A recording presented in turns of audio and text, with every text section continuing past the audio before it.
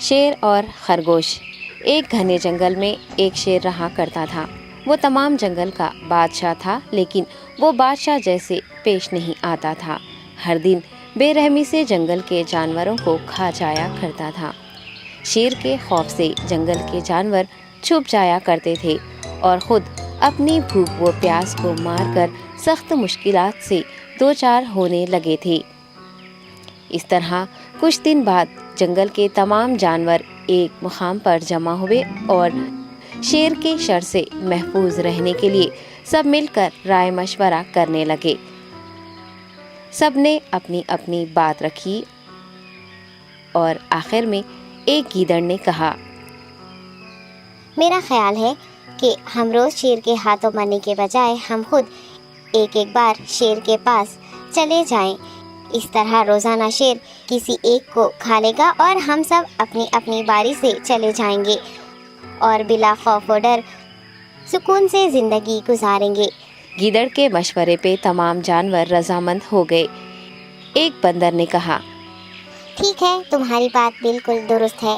موت کا خوف کرنے کے بجائے اپنی باری آنے تک ہم اطمینان و سکون کی زندگی گزار سکیں گے۔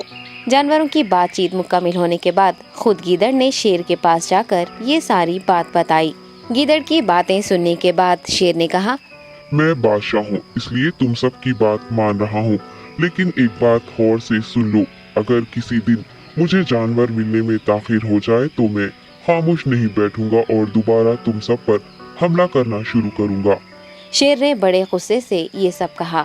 شیر کی باتیں سن کر گیدڑ نے سر ہلاتے ہوئے حامی بھر دی اور وہاں سے چلا گیا۔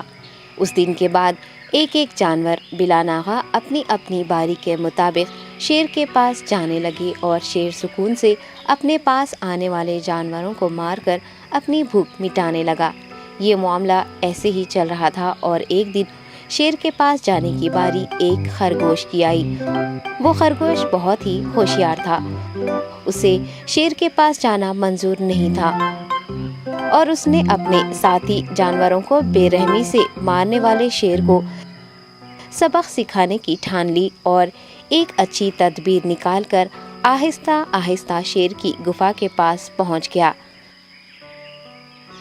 تاخیر ہو جانے سے شیر کافی غصے میں تھا اور خرگوش کو دیکھ کر غصے سے کہنے لگا، میں نے تم سب کو پہلے ہی کہہ دیا تھا، دیر ہو جائے تو میں خاموش نہیں بیٹھوں گا۔ تم نے وعدہ خلافی کی ہے، اس لیے میں جنگل جا کر من چاہے جانور کا شکار کر کھا جاؤں گا۔ تب خرگوش نے شیر سے کہا، معاف کر دیجیے بادشاہ سلامت، غلطی ہو گئی اور اس کا ایک واجب سبب ہے۔ اطمینان رکھیے، میں بیان کرتا ہوں، آپ سنیے اور اس کے بعد آپ آرام سے مجھے مار کر کھا لیں۔ شیر نے پھر غصے سے کہا، وہ کیا بات ہے، جلدی بتاؤ۔ خرگوش نے کہا، بادشاہ سلامت، میں آپ کے پاس آ رہا تھا اور راستے میں مجھے ایک شیر مل گیا اور مجھے مارنے کے لیے آگے بڑھنے لگا۔ میں نے آپ کی بہادری کی بات اس شیر کے سامنے رکھی، لیکن وہ شیر آپ کے بارے میں بہت برا بھلا کہنے لگا۔ یہ سن کر میں نے غصے سے کہا، تم ہمارے جنگل کے نہیں ہو، ہمارے بادشاہ کے بارے میں ایسی باتیں مت کہو۔ یہ سن کر وہ شیر مجھ پر حملہ کرنے کے لیے تیار ہو گیا۔ یہ دیکھ کر میں نے کہا، تم مجھے مارو گے تو ہمارے بادشاہ تمہیں ہرگز نہیں بخشیں گے۔ تب اس شیر نے کہا، تمہارا بادشاہ میرا کیا کر لے گا؟ میں نے کئی ہاتھیوں کو اپنے پنجے سے مار گرایا ہے۔ تمہارا بادشاہ ہو یا کوئی اور ہو، میرے ہاتھوں بچ نہیں سکتا اور میرے سامنے کوئی ٹک نہیں سکتا۔ میں اسے ختم کروں گا۔ یہ سب بدتمیزی کرنے لگا۔ میں نے اس شیر سے کہا، تم ہمارے بادشاہ سے آ کر بات کرو۔ تب اس نے فخر سے کہا، میں کیوں آؤں؟ تمہارے بادشاہ میں دم ہے تو اسے ہی یہاں لے کر آؤ۔ یہ کہہ کر مجھے دبانے لگا۔ بادشاہ سلامت، اسی لیے آنے میں تاخیر ہو گئی۔